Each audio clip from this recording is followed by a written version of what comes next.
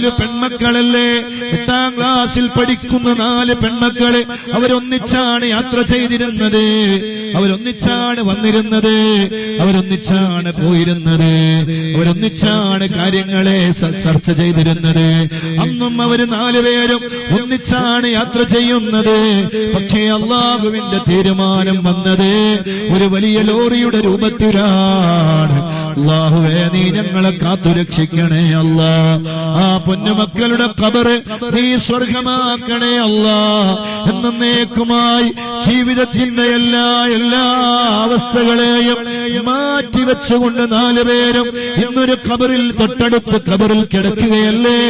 അല്ലാഹുവിന്റെ തീരുമാനം വന്നാൽ നമുക്കും അത് തന്നെയല്ലേ ഉണ്ടാവാനുള്ളത്. എപ്പോഴാണ്, എന്ത് ഗ്യാരണ്ടിയാണുള്ളത്, എന്ത് ഉറപ്പാണുള്ളത്, എന്ത് ഈ